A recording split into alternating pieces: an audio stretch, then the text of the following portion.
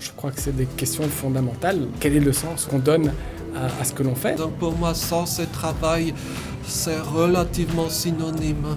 Pour moi, l'innovation et l'entrepreneuriat, c'est au cœur de ce qu'on fait chez IBA. La productivité est un meilleur résultat sur base d'un meilleur confort de travail.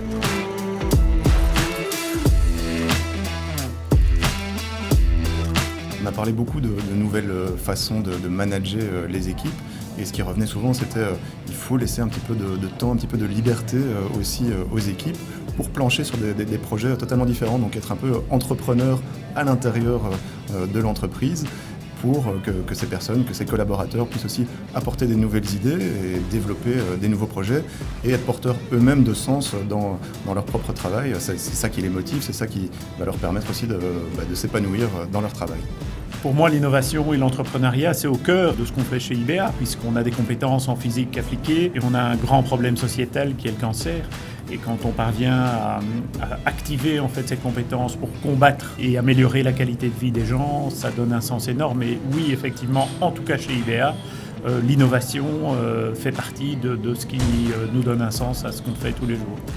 Je pense qu'il n'y a pas de travail valable qui ne soit pas mu par un sens intérieur, quoi. Sinon, c'est peut-être soit un esclavage, soit la roue d'une machine qui tourne. Ce n'est pas quelque chose de durable et ce n'est pas quelque chose de créatif, certainement pas. Pour certaines personnes, c'est aussi un danger, donc ils ne se sentent pas à l'aise avec innovation et changement.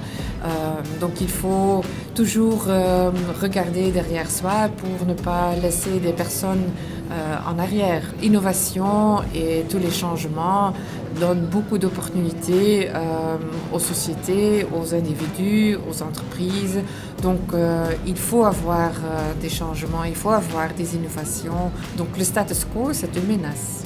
On a beaucoup parlé du top to bottom ou du bottom sur top et je crois qu'effectivement les projets sont initiés par les gens aujourd'hui.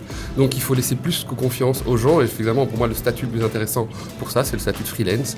C'est lui qui décide vers où il va, quel type de projet il va suivre, d'où il va travailler. Donc voilà, moi je prône pour ce statut-là, en tout cas dans mon industrie. Effectivement, l'entrepreneuriat, à mon sens, dans mon expérience personnelle, est une manière d'agir dans laquelle finalement, entre l'intention et le résultat, on voit directement le lien, il est très rapide. Et donc la question du sens, ou en tout cas l'impression de sens, est très rapidement là.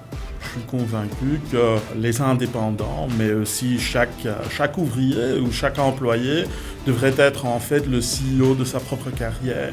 Et pour pouvoir faire ça, les entreprises devraient vraiment offrir une sorte d'autonomie aux gens.